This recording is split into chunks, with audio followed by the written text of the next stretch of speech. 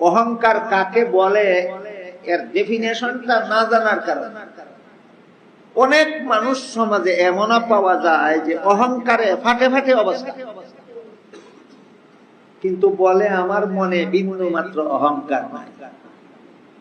আসলে অহংকারে হের ফাটে ফাটে বা কয় কি আমার মনে বিন্দু মাত্র অহংকার নেই। কেন? কারণ অহংকারের ডেফিনেশন জানে না। কি জানে না? ডেফিনেশন জানে না। ডায়াবেটিস রোগী যখন জীবনের প্রথমবারে ডাক্তারের কাছে গিয়া ধরা পড়ে, ডায়াবেটিস রোগী জীবনের প্রথমবারে যখন ডাক্তারের কাছে ধরা পড়ে, ডায়াবেটিসের পরিমাণ কারো 20 হয়, কারো 25 হয়, গিয়া ধরা পড়ে ডাক্তার।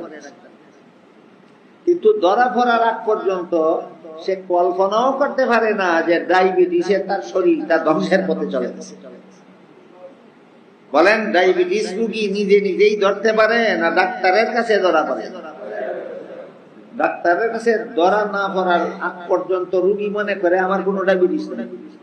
ঠিক তেমনি ভাবে অহংকারে পেট ভরা, অহংকারে ফাটে ফাটে অবস্থা, কিন্তু রুহানি কোন ডাক্তারের কাছে গেছে না, ধরা পড়ছে না, এই জন্য বলে আমার কোনো অহংকার নেই। এরকম অহংকারের কিছু উদাহরণ, চমৎকার কিছু উদাহরণ কিতাবাদিতে লেখা। একটা উদাহরণ হইল, এক লোকে বলে আমি ধনী মানুষ না, আমি একজন গরিব মানুষ। ভাষাটা কি অহংকারের মতো লাগে না বিনয়ের মতো? অহংকারের বিপরীতটার নাম হইল বিনয়।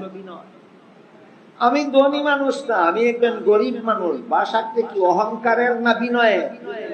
কিন্তু এর সাথে সাথেই বলে কিন্তু আমি যত ভালো খাই, বড় বড় ধনীরাও এত ভালো খায়।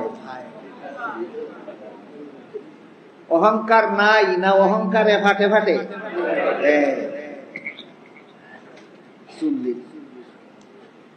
আর একজনে কয় আমি বড় শিক্ষিত মানুষ না, আমি একজন অশিক্ষিত মানুষ।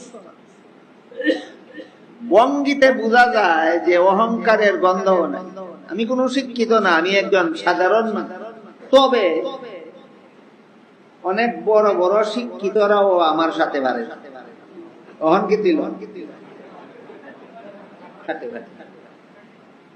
অহংকারে ফাটে ফাটে, এরপরে অহংকার নাই বলে কেন?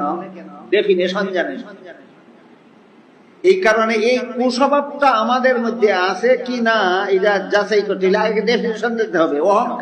অহংকারের সংজ্ঞা জানতে হবে। অহংকার কাকে বলে?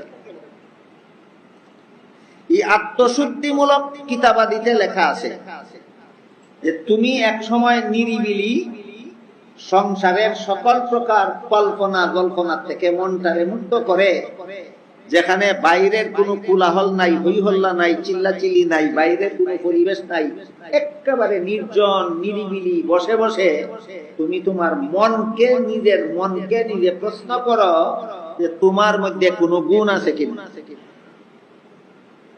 মনের পক্ষ থেকে জবাব আসবে আমার মধ্যে অনেকগুলি গুণ আছে। আমার চোখে আমি দেখতে পারি, এটা আমার একটা গুণ। আমার কানে আমি শুনি, এটা আমার একটা গুণ। আমার মুখে আমি কথা বলতে পারি, এটা আমার একটা গুণ। আমার হাতে আমি ধরতে পারি, এটা একটা দোষ না গুণ। আমার পায়ে আমি চলতে পারি, এটা আমার একটা গুণ। কাজে আমার অনেকগুলি গুণ আছে।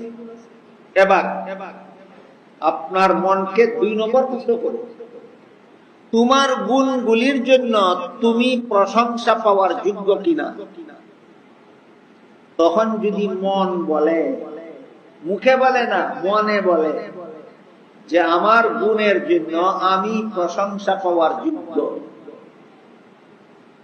তাইলে প্রমাণ হয়ে গেল তোমার অন্তরে অহংকারের বীজ আছে। কি আছে? অহংকারের বীজ আছে। আমার অন্তরে অহংকারের বীজ আছে না, চারা আছে না, গাছ আছে। আরেকজনে বাইর করে দিতে পারবে না, আমারটা আমার বাইর করতে হবে, আমারটা আমার বাইর করতে হবে। আমার মন যদি বলে যে আমার গুণের জন্য আমি প্রশংসা পাওয়ার যোগ্য, এটা অহংকারের বীজ। এটাকে ইলমে তাজকিয়ার ভাষায় উজব বলা। আর এই অহংকারের সর্বমোট 4টা স্তর আছে। প্রথম স্তরের নাম হলো উজব, দ্বিতীয় স্তরের নাম হলো কিবর, তৃতীয় স্তরের নাম হলো তাকাব্বুর, চতুর্থ স্তরের নাম হলো ইস্তেকবার। বলেন তো অহংকারের স্তর কটা? এই নামগুলি আপনারা আরবি নাম যেহেতু মনে রাখতে পারবেন না, বাংলায় বলি শুনে। অহংকারের 4টা স্তর আছে। প্রথম স্তরের নাম হলো অহংকারের বীজ, দ্বিতীয়টার নাম হলো অহংকারের চারা, তৃতীয়টার নাম হলো অহংকারের গাছ, চতুর্থটার নাম হলো অহংকারের ফসল। এবার বুঝলেন কিনা? তাহলে বলেন অহংকারের স্তর কটা?